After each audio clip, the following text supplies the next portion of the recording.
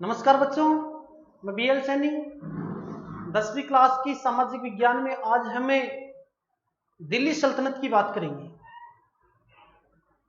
बच्चों, बात करते हैं कि दिल्ली सल्तनत है, इसका कालक्रम क्या है, कब इसकी समाप्ति होती है, कितने वंश थे इसमें, कौन कौन से राजा थे। मैं इसका बेसिक परिचय आपको बताता हूं कि दिल्ली सल्तनत है ये 1206 से लेकर के 1526 ईस्वी तक है। और दिल्ली सल्तनत में जो इतना समय है 1206 से लेकर 1526 का, इसमें कुल 5 वंशों ने राज किया है। कितने वंशों ने राज किया बच्चों? 5 वंशों ने राज किया है। पहला वंश बताना है गुलाम वंश, दूसरा वंश आपको बताना है खिलजी वंश, तीसरा वंश बताना है तुगलक वंश, चौथा वंश रहेगा सैयद वंश और पांचवा वंश कौन सा रहेगा? लोधी वंश रहेगा। ये 5 वंश है दिल्ली सल्तनत में आते हैं। ठीक है, दिल्ली सल्तनत का संस्थापक कौन है? कुतुबुद्दीन ऐबक है, जबकि दिल्ली सल्तनत का वास्तविक संस्थापक कौन है? इल्तुतमिश है। ठीक है, अब इनको हम डिटेल से पढ़ते हैं। देखो, हमने बात की कि दिल्ली सल्तनत है, सबसे पहले दिल्ली सल्तनत की बात कर रहे हैं। अब दिल्ली सल्तनत है, इस दिल्ली सल्तनत में पहली बात तो किस यहां से यह बनता है कि इसका संस्थापक कौन है? संस्थापक, तो इसका संस्थापक आपको बताना है कुतुबुद्दीन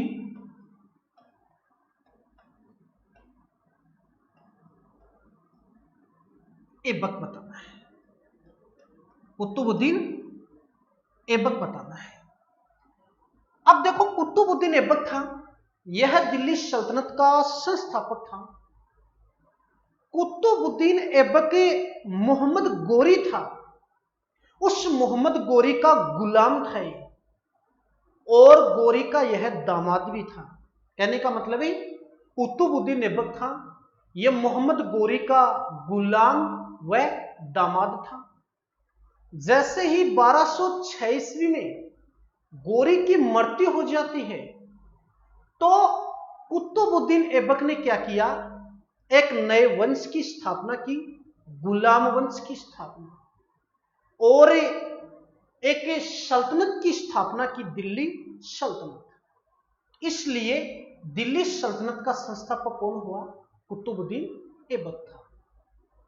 जबकि एक क्वेश्चन और बनता है यहां से कि यह तो इसका संस्थापक हुआ, जबकि इसका वास्तविक संस्थापक कौन है? यानी इसका वास्तविक संस्थापक कौन है?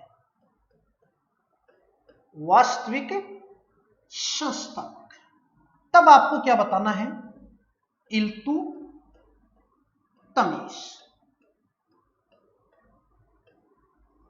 इल्तुतमिश बताना है। समझ में मेरी बात? संस्थापक कुतुबुद्दीन ऐबक और वास्तविक संस्थापक इल्तुतमिश है। अब इन दोनों की बात करते हैं। कुतुबुद्दीन ऐबक और इल्तुतमिश दोनों क्या थे? देखो, बात को समझना अच्छे से। कुतुबुद्दीन ऐबक तो मोहम्मद गोरी का गुलाम था, ठीक है, और मोहम्मद गोरी का दामाद था, एक बात। दूसरी बात, इल्तुतमिश कुतुबुद्दीन ऐबक का गुलाम था और दामाद था। दोनों बात समझ में मेरी बात? मोहम्मद गोरी का गुलाम तो कौन हुआ? कुतुबुद्दीन ऐबक, और कुतुबुद्दीन ऐबक का गुलाम कौन हुआ? इल्तुतमिश। वह गोरी का दामाद कुतुबुद्दीन ऐबक, और कुतुबुद्दीन ऐबक का दामाद कौन था? इल्तुतमिश था। समझ में मेरी बात? इसे गुलाम कहा जाता है और इसे गुलामों का गुलाम कहा जाता है। पूछेगा कि गुलामों का गुलाम किसे कहा जाता है? इल्तुतमिश को। दूसरी बात, दिल्ली सल्तनत का वास्तविक संस्थापक कौन था? इल्तुतमिश। इतनी बात शायद आपको समझ में आ गई होगी। मिटाते इसको, आगे समझना। अब इसके बाद में छात्रों हम बात करते हैं कि दिल्ली सल्तनत है, इसमें कुल कितने वंश थे। तो दिल्ली सल्तनत में कुल आपको वंश बताना है, कुल वंश। तो इसमें कुल वंश कितने आएंगे, 5। कितने वंश आएंगे, 5 वंश आएंगे। ठीक है, अब उन 5 वंश की बात करते हैं कि वो 5 वंश कौन कौन से। सबसे पहले हम वंश की बात करते हैं गुलाम वंश। समझना मेरी बात को, गुलाम वंश। कौन सा वंश आएगा, गुलाम वंश आएगा। और गुलाम वंश का कालक्रम बताना है आपको 1206 से लेकर के 1290 ईस्वी। समझ में आई मेरी बात। यानी दिल्ली सल्तनत में कुल 5 वंश थे, उसमें पहला वंश है गुलाम वंश, और गुलाम वंश का कालक्रम है 1206 से लेकर 1290 ईस्वी। छात्रों हमें इन वंश के जितने भी शासक हैं उनको अच्छे से पढ़ेंगे, एक एक शासक को पढ़ेंगे, वो आगे पढ़ेंगे। एक बार मैं इनको बेसिक तरीके से बता देता हूं, फिर इसके बाद में एक एक का अध्ययन करेंगे। तो इस गुलाम वंश को क्या कहा जाता है, इस गुलाम वंश को किन किन नामों से जाना जाता है। इस गुलाम वंश को दास वंश भी कहा जा सकता है,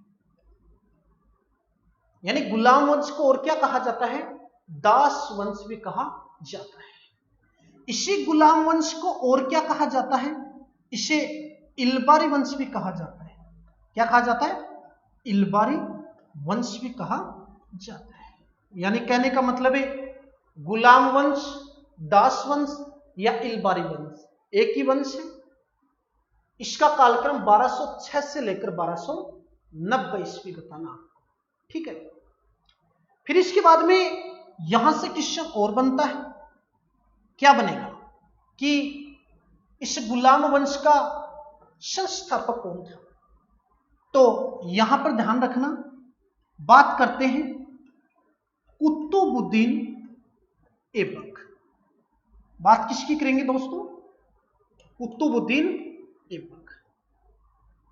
और एक बात किसकी करेंगे, इल्तुतमिश। देखो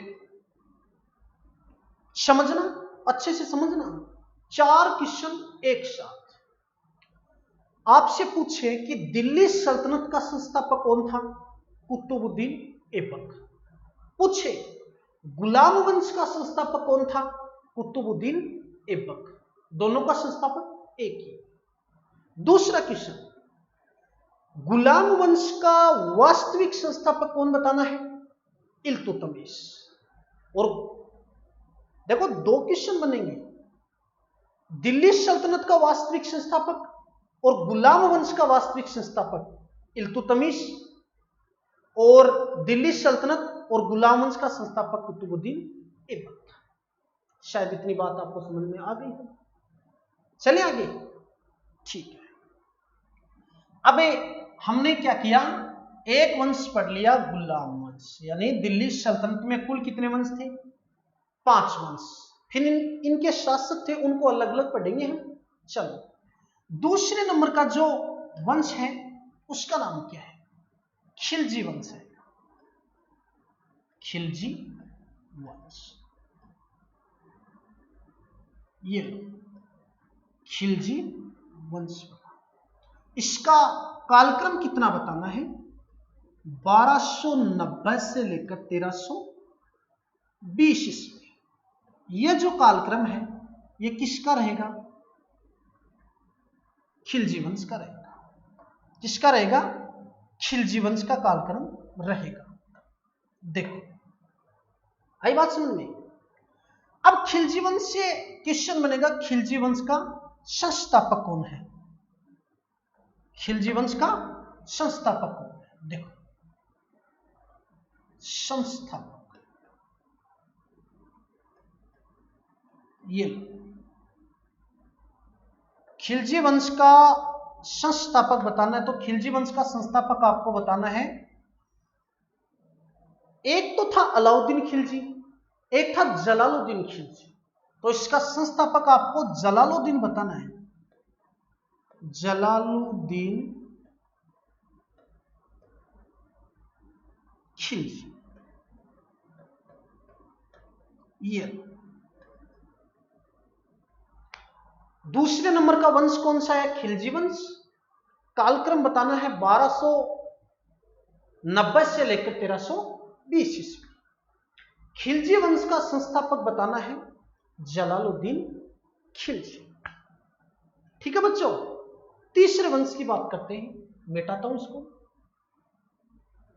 देखो, इसके बाद में हम बात करते हैं तीसरे वंश। उस तीसरे वंश का नाम क्या है? उस तीसरे वंश का नाम देखो, पहला तो कौन सा रहा? गुलाम वंश। दूसरा कौन सा रहा? खिलजी वंश। और तीसरा वंश रहेगा तुगलक वंश, जो मैंने आपको बताया है। तो तीसरा वंश क्या बताना है? तुगलक वंश बताना है, ये वंश। ठीक है, तुगलक वंश का कालक्रम कितना बताना है? 1320 से लेकर के 1414 ईस्वी। ये अब इसमें बात करते हैं कि तुगलक वंश था, तीसरे नंबर का वंश है। कौन से नंबर का? तीसरे नंबर का। इसमें आपको संस्थापक बताना है, संस्थापक। ये तो इसका संस्थापक कौन था? यही बात है ना। अब देखो, यह तुगलक वंश आ गया। अब तुगलक वंश का संस्थापक कौन होगा? गयासुद्दीन तुगलक का नाम सुना ना, तो वही इसका क्या होगा? संस्थापक। तो इसका संस्थापक होगा गयासुद्दीन तुगलक। ये लो बच्चों, गयासुद्दीन तुगलक, ये है तुगलक वंश का संस्थापक। आई बात समझ में? तीसरे वंश की हमने बात की है, मिटाते हैं, और 4 नंबर का जो वंश है उसकी बात करते हैं। देखो, फिर इसके बाद हम बात करेंगे 4 नंबर वंश की। देखो, 4 नंबर का जो वंश है उसका नाम क्या होगा? सैयद वंश। सैयद वंश। देखो बच्चों, सैयद वंश का कालक्रम कितना बताना है? 1414 से लेकर 1451 ईस्वी तक का कालक्रम है बच्चों। वो किसका रहेगा? सैयद वंश का रहेगा। ठीक है, यानी कहने का मतलब सैयद वंश रहेगा, 4 नंबर का वंश है, और इसका कालक्रम 1414 से लेकर के 1451 ईस्वी का कालक्रम है। इसमें वही बात है बच्चों इसमें कि इसका संस्थापक कौन है? ये लो, संस्थापक है। तो बच्चों इसका संस्थापक आपको क्या बताना है? खिज्जर खां। खिज्जर खां, ये लो बच्चों, खिज्जर खां यह इसका क्या था? संस्थापक। क्रम से कौन से नंबर का वंश हो गया? 4 नंबर का। बताओ बच्चों, इसके बाद में अंतिम बच गया। अंतिम कौन सा बचेगा? तो अंतिम बचेगा 5वें नंबर का, वह अंतिम वंश बचेगा। कौन सा वंश आएगा? लोधी वंश। बच्चों कौन सा आएगा? लोधी वंश। चलो देखो, 5वें नंबर की बात करते हैं लोधी वंश की। ये लो, लोधी वंश। वही कालक्रम रहेगा इसका। कितना रहेगा? तो इसका कालक्रम आपको बताना है 1451 से लेकर 1526 ईस्वी। ये लो, ये किसका कालक्रम आया बच्चों? लोधी वंश का कालक्रम आ गया। ठीक है, अब लोधी वंश का संस्थापक की बात करते हैं बच्चों। तो लोधी वंश का संस्थापक कौन है? ये लो, संस्थापक। तो इसका संस्थापक आपको क्या बताना है? बहलोल लोधी। ये लो, ये लो बच्चों, लोधी वंश, लोधी वंश का संस्थापक क्या बताना आपको? बहलोल लोधी।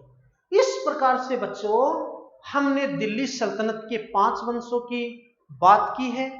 पहला वंश हमने पढ़ा, कौन सा पढ़ा बताओ? पहला वंश हमने गुलाम वंश पढ़ा, दूसरा खिलजी वंश पढ़ा, तीसरा कौन सा? तुगलक वंश आएगा, चौथा सैयद वंश और पांचवा लोधी वंश। तो बच्चों हमने इससे दिल्ली सल्तनत के जो 5 वंश थे उनका हमने बेसिक परिचय पढ़ा है। अब इसके बाद में हमें एक एक शासक को पढ़ेंगे, एक एक वंश को पढ़ेंगे। चले आगे देखो,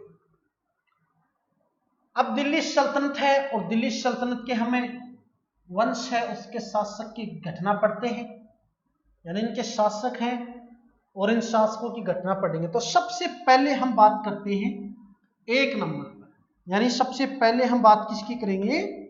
1 नंबर पर बात करेंगे। देखो 1 नंबर पर वंश कौन सा आएगा? गुलाम वंश। ये इसको मैं गुलाम भी बोल सकता हूं, वो आगे बात करेंगे। गुलाम वंश कालक्रम कितना बताया मैंने? 1206 से लेकर के 1290 ईस्वी। ये कालक्रम किसका रहेगा बच्चों? आपके गुलाम वंश का रहेगा। ठीक है, अब गुलाम वंश की हमने चलो यहां तक बात कर ली। अब सबसे पहले गुलाम वंश के शासक था पहले नंबर का, उसका नाम देखो, उसका नाम है कुतुबुद्दीन, कुतुबुद्दीन ऐबक। ये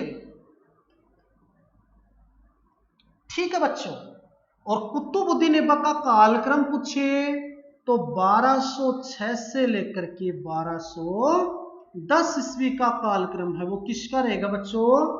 आपके कुतुबुद्दीन ऐबक का रहेगा। देखो सबसे पहले तो हमने वंशों का अध्ययन किया, एक एक वंश। अब हमें सबसे पहले गुलाम वंश को पढ़ेंगे अच्छे से। कालक्रम है 1206 से 1290 ईस्वी। गुलाम वंश का प्रथम शासक था कुतुबुद्दीन ऐबक। कौन था बच्चों? कुतुबुद्दीन ऐबक था। ठीक है, अब कुतुबुद्दीन ऐबक है, इसका कालक्रम कितना बच्चों?